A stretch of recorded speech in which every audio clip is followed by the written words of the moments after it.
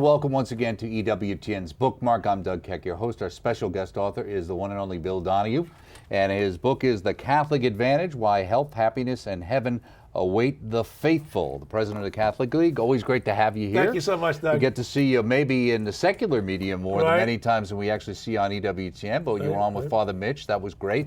You show up on Ray's show once in a while on the world over there to give us some insight, sometimes in the studio, sometimes via satellite from your office in New York. Very popular book in the past, Why Catholicism Matters. How did that book do for you? Actually did very well, and they're very pleased with it over there at Image, Doubleday, Crown. They're all kind of combined today. Great. Same publisher.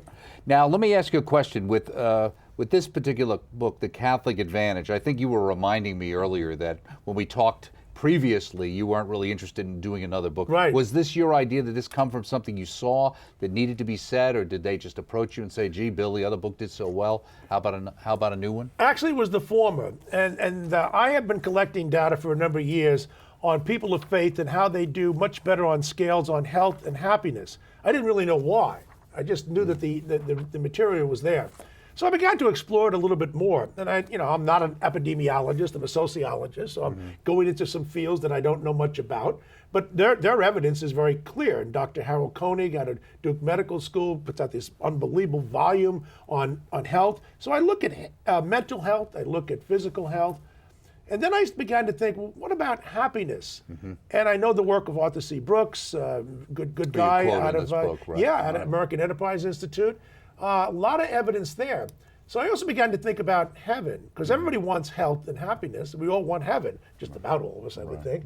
And obviously, I don't know who gets to heaven, but I'm making an argument, it seems reasonable, that people who are selfless, people who give of themselves through giving blood, charitable donations, volunteerism, altruistic behavior, as measured by what? I look at the study by the Olanders, secular Jewish couple. People of faith were the most likely to risk their lives to save Jews during the Holocaust and others who had a very strong sense of right and wrong.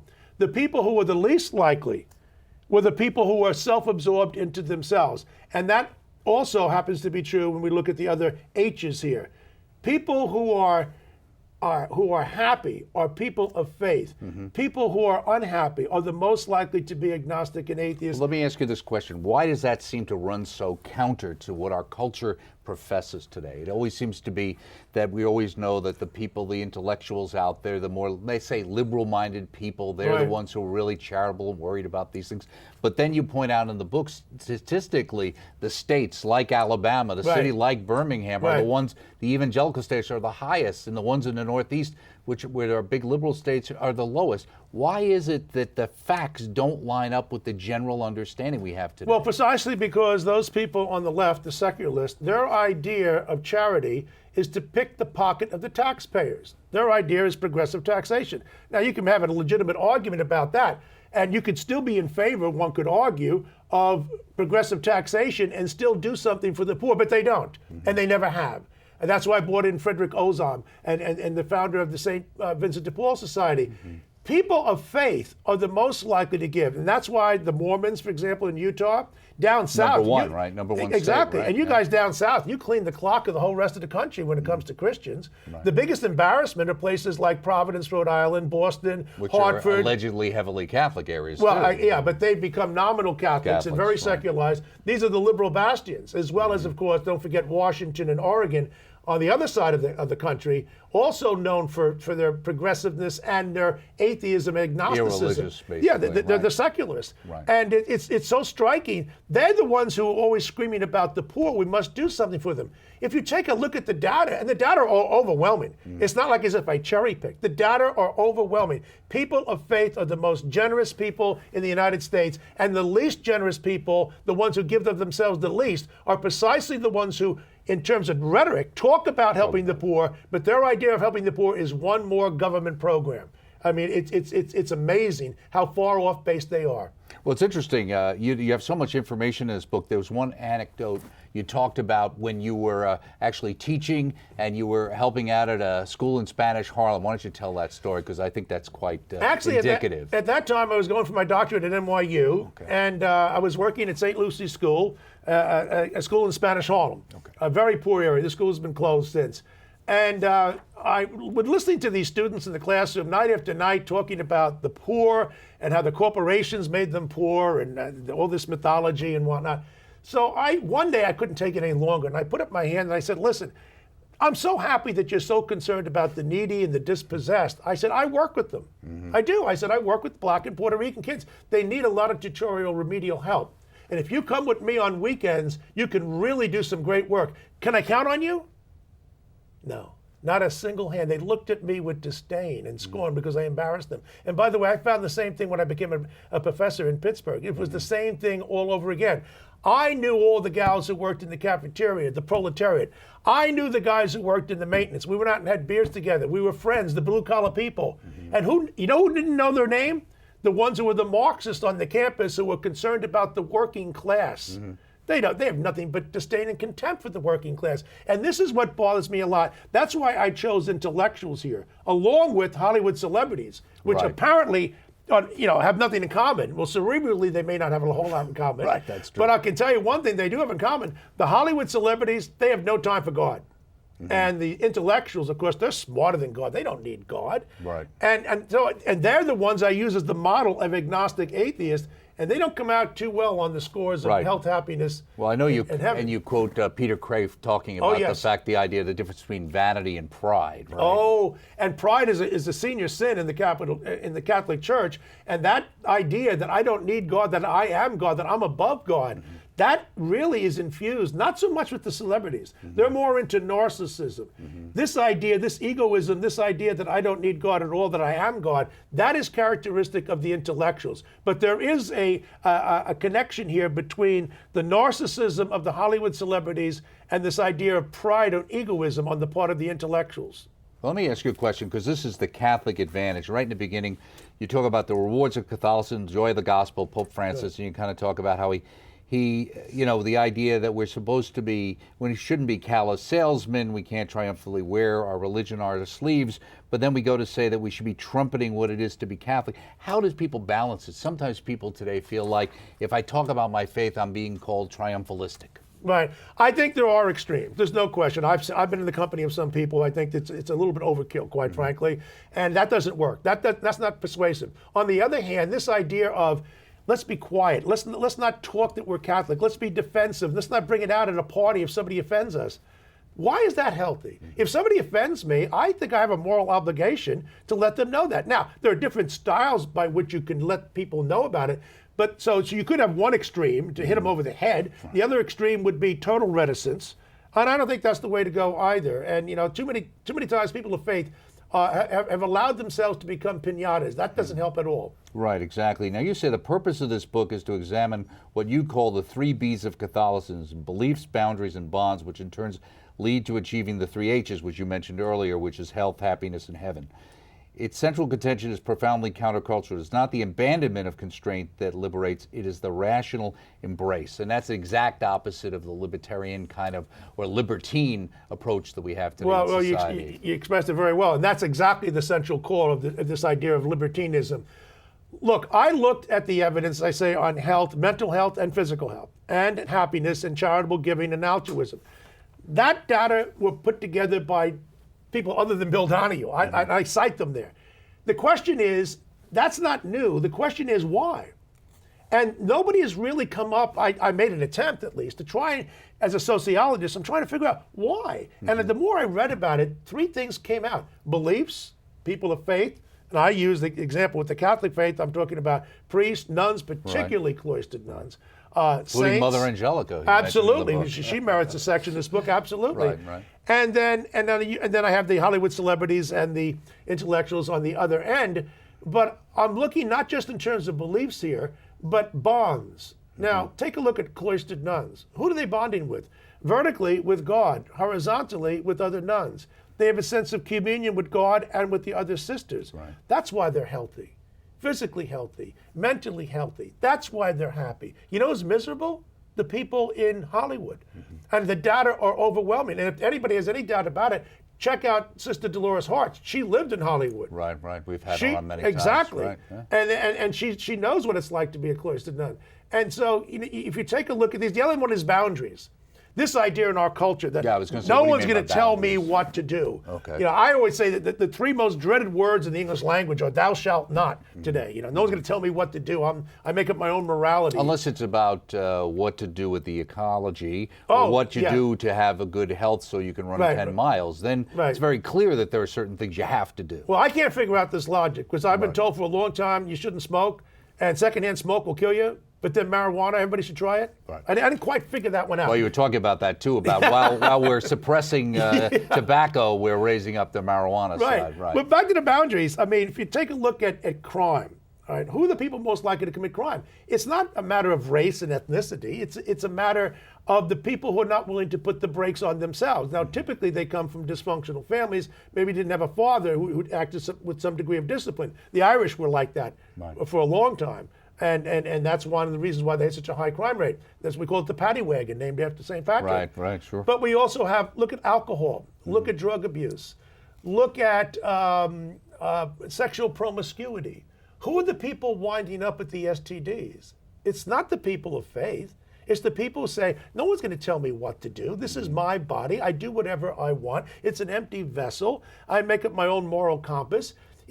Look, God gave us brakes. If you don't use them, you pay a price in terms of your self-indulgence, and I pay a price because I live in society with these people like everybody else. Now, one of the differentiations you make that's really good is the idea of pleasure versus happiness and the confusion there, right? Pleasure is about the here and now and about me. Joy, happiness is about others and what I can do for others. And I mean, we've all experienced this as practicing Catholic. You don't have to be a practicing Catholic. I'm not saying that everybody who's a person without faith is destined to be unhappy and unhealthy and not to be charitable. I'm saying for the most part. I'm a sociologist, so we make generalizations for the most part. But sure, when you do something for somebody and you're not expecting anything in return, and you see the smile on the face of the recipient, what's better than that? I mean, so I quote Mother Teresa. I mean, she is the best over and over again because, look, you do it out of love, not out of what I might get out of it.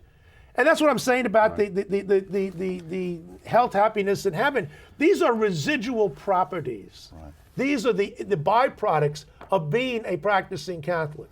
Then why? You knew Christopher Hitchens. You dealt with him. You talk about him several times here. He obviously had that horrible book about Mother Teresa, and you talked 99 about pages full of lies and not one single footnote, as I debated with them, not one piece of evidence in his book. Talking about being servile. That was his big problem, you seem to be saying God here. forbid. But why wouldn't he see that aspect of, at least even if he questioned her motives, why wouldn't he at least agree with the results? So Christopher Hitchens was a socialist, okay? And socialists in general are threatened by altruism. Because if people on a one-to-one basis, like Frederick Ozam, like Mother Teresa, if they're tending to the poor, that makes it more difficult to make the argument that the state has an obligation here. But they actually take it beyond. They think that they can resolve the whole thing. Now, Mother Teresa left, she had her feet on the ground. She had no illusions that she was going to just conquer poverty. She felt that there was a need to tend to people who were suffering right here and now. Christopher didn't get it. And he's not alone. There's the intellectuals from Rousseau and Marx and the others who fathered kids out of wedlock and who said that we love mankind. The only problem with them is they didn't like people. That's right. They didn't like their own kids. They wouldn't do anything for them. They lied. Marx lied about his child. He impregnated the maid. And on his deathbed, he admitted that was Engels'. Engels said that was my child, and he lied all along because he didn't want to hurt the feelings of poor Karl Marx, a man who, by the way, never set foot in a factory in his life, but he knew all about the plight of the working class. Well, I was even surprised. I think you were talking about Tolstoy, the idea. Yes. There was you write in such a wonderful way, and like they said, he seemed to be great about mankind as an idea, but not when it came to his brother or his relatives. Well, it doesn't cost you anything. It's like we got back to what you said earlier about, why is it that the South, for example, does so much better in terms of generosity? Well, for one thing, it costs you, okay? The others don't. It doesn't cost you anything to say, let's vote for another tax, okay? Let's put another tax on somebody to help the poor. assuming that you would even help them that way. Right, Often right. creates dependency, especially if they're able-bodied. But it also gets back here again, if this takes actual work. This means a commitment. What commitment is there involved when you just simply say we should love mankind? Right. That's an empty platitude. Mother Teresa put it into action. The Christopher Hitchens of the world, they were living in empty platitudes. Well, it's interesting because you talk about the kind of the secularists, the agnostics, the atheists, and we're certainly dealing a lot more with a virulent form of atheism, much more. You said while there are important differences between these three sectors, they all share a secular vision. They believe that the best society is one that strongly limits the role of religion. And it jumps down to the fact you say here, Enlightenment writers, they reject traditional moral values and are disdainful of God and are utopian in thought. And that's really what's impacted where we are today? Absolutely. There's no question. Look, the Enlightenment was about this. There was the ideal, and then what we had today. Now, I'm not against people being idealistic, as long as you're realistically grounded. And what had happened during the Enlightenment is that they compared to existing society to this idea. As I always say, the professor could always create peace on the blackboard. Okay, just don't let him out of the classroom because he gets into the State Department and you know what can he do. But that's exactly the thing is, there's nothing wrong with idealism, but utopianism is different. The modern utopianism is an idea that we don't need God, that idea itself is pernicious, we have to get rid of it, and then we're going to redo human nature. Because they don't accept human nature. I believe, as the Declaration says, in nature and nature's God. Now, if there's no such thing as human nature, and if there's no such thing as God, what are we left with? Well, they see themselves as the biological and social engineers. Human beings are malleable. We can twist them like putty. We can make them into anything we want. And we're going to create the perfect society where everybody will treat everyone else, all strangers, as they would their own family. You know what's so ironic about it? They treated their own family with contempt and disdain and neglect. And yet they were interested in getting people on board for the revolution where we're going to love everyone equally. You can't love strangers the way you can your own. And if you don't love your own, then we're in trouble. Right. It's interesting because you really hit it later on in the book where you come upon the whole idea. The core of this is the rejection of original sin, isn't it? Absolutely. Once you reject original sin, that's it. And that's where the intellectuals kick in with the idea of pride. They don't believe in anything idea of being fallen. They believe that we can create every problem that we have, as Rousseau thought, is a matter of a social construction. We had the wrong guys making up the norms and the values in the institution, so if you get the good guys in there like him, he only had 5 kids out of wedlock, okay? Never supported them, never even gave them a name. But you get the good guys like Rousseau in there, the architect of the French Revolution, then we can remake society and everyone will be happy in the end. And if you're not happy, we will force you to be happy. Right. Which is a wonderful way to... Right. Well, as a famous Monsignor used to say, you scratch a liberal and you get a fascist. This one I thought was interesting. You say about the young, obviously, that's what we see. While a third of adults under 30 have no religious affiliation, history shows that getting married and having a family brings many of them home. Once the kids come along, most poor parents become more conservative. And we've seen that. I think we've even seen that from those in the church and the Catholics who watch EWTN. This I thought was, you said it's also true that since the 60s, which I know about, 2/3 of the baby boomers stopped going to church. We saw that at least for a while, half have returned. I thought, well, that sounds good. But then you said, although mostly to non-conventional religious associations such as Scientology and Zen. Right. See, there's a vacuum here. All right. Even the Hollywood people, they understand. They're bouncing around from one person to the other. They're living a vacuous lifestyle. Miley Cyrus says, I have no friends at all. Elvis Presley, at the height of his career in the late 50s, told his pastor, he said, I've got more fans and more fame and more money than I've had in my life, and I'm unhappy. Right. And then he admitted, but, Pastor, I did everything the opposite of what you taught me to do.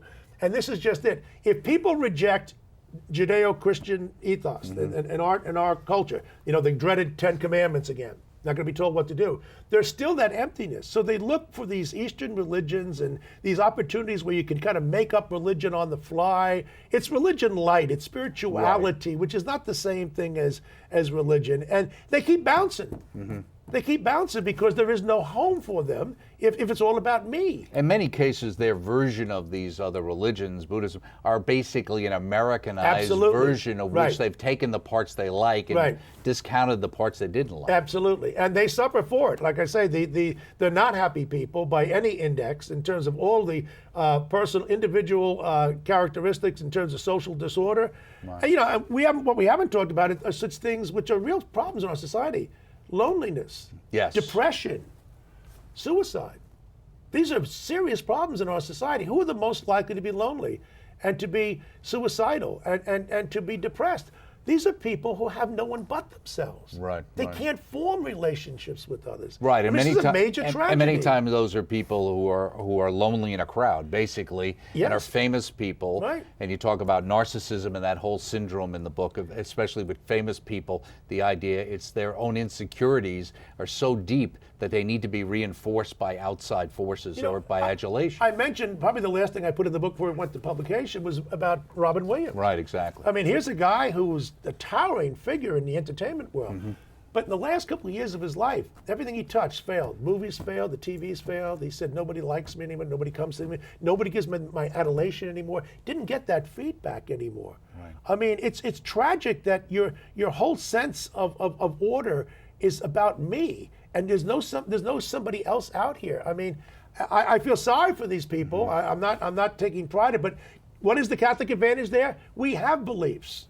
We have bonds. In this case here, it's the bonds we're talking about and boundaries. We're talking about the bonds. We have a communion and an opportunity to be with God and with our family and our friends. It's not just about me. It's the self-absorbed who always lose. And yes, this is the most countercultural element of the book because our culture celebrates autonomy.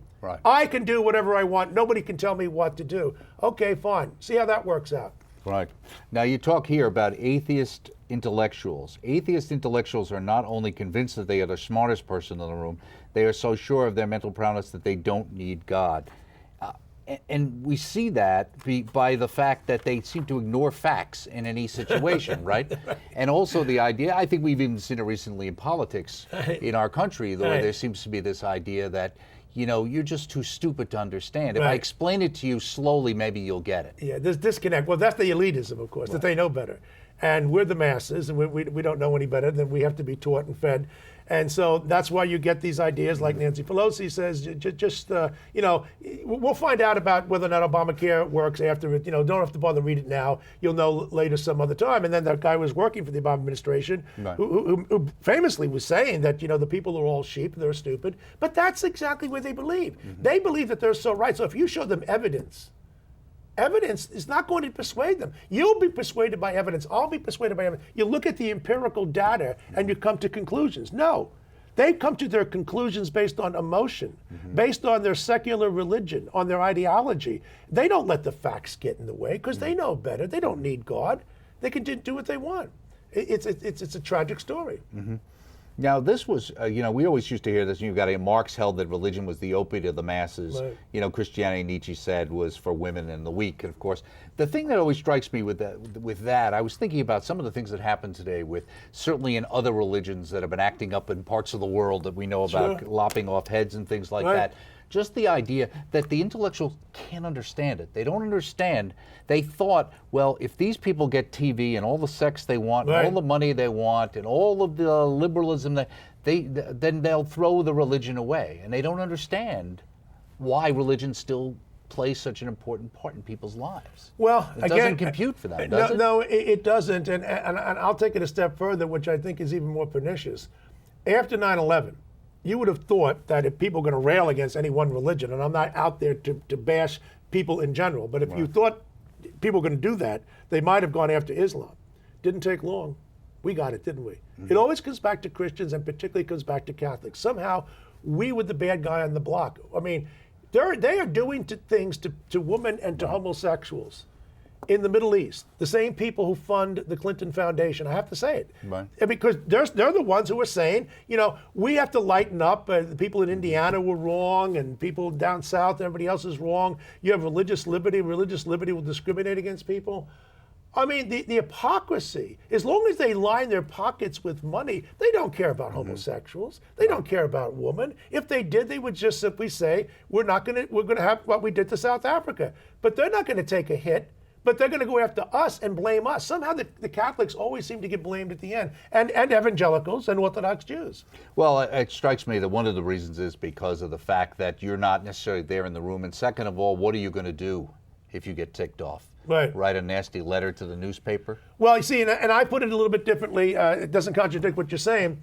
People have asked me many times as president of the Catholic League, why are Catholics dumped on so much? I said, Jews are respected, Muslims are feared. We're neither respected nor feared. Right. Now, I don't want to be feared. I don't think that's the wrong motivator, that you lay off people. I wish that we would get a greater respect, and we're not getting it. But it's a serious problem. And this is the Catholic Advantage, and I'm talking with Bill Donohue. Do you mind if we hold you over next week and we talk a little bit more about the book? Absolutely. There's so much. Okay, we'll see you next week. We're talking here with Bill Donohue, the Catholic Advantage, available through the EWTN Religious Catalog.